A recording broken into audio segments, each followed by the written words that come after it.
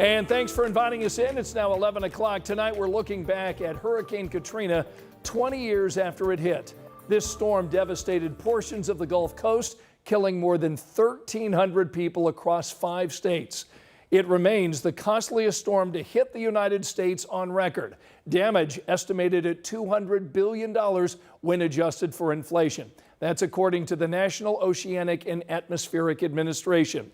So here we are 2 decades later, 60% of the people living in New Orleans at the hardest hit area haven't returned. It's really hard to fathom the true impact of Katrina. It displaced more than 1 million people, sending them to other states, including the state of Indiana. Some of those people are still here. Tonight, our Logan Gay talked to 2 women who sought safety here in Indianapolis and now call it home. It's a sisterhood that grew out of tragedy and has blossomed into triumph.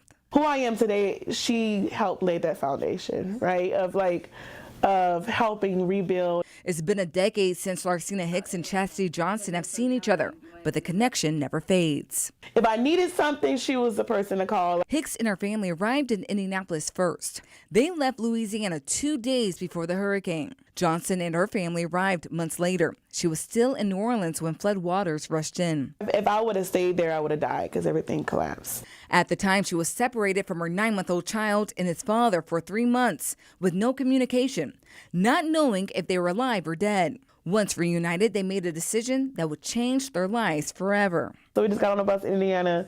I knew nothing. I had a bag of clothes, and when I came here, we was connected to Red Cross, and that's how I met Larcena.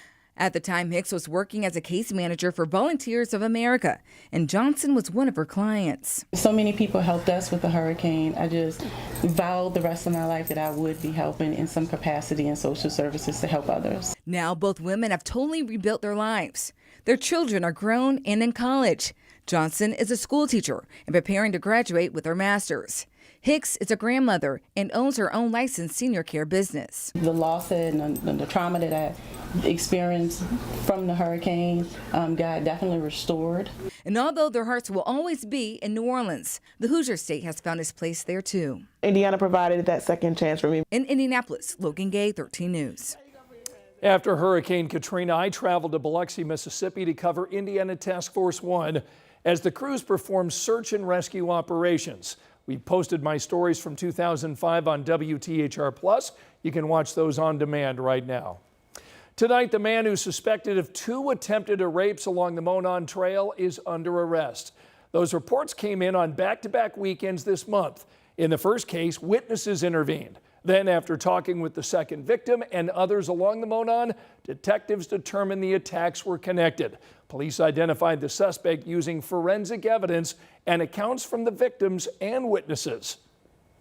We're thankful to the officers and detectives, particularly the Indianapolis Marion County Forensic Services Agency, for their quick work in using DNA to identify the person we believe responsible for this incident. And Indianapolis is safer today because he's off the streets. The 27-year-old man tonight is facing preliminary counts of kidnapping, attempted rape, and strangulation. The prosecutor's office will make a final determination about formal criminal charges. Police just tracked down an Indianapolis father who's wanted in connection to the death of his 2-year-old daughter. Police tell us the girl accidentally shot herself more than a month ago at a home on the northeast side of Indianapolis.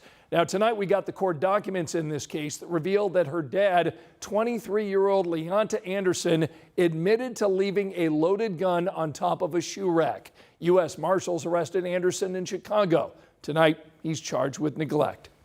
Tonight at 11, we want to take a closer look at safety concerns in the Arlington Woods neighborhood. And it's even like going over the guardrail there.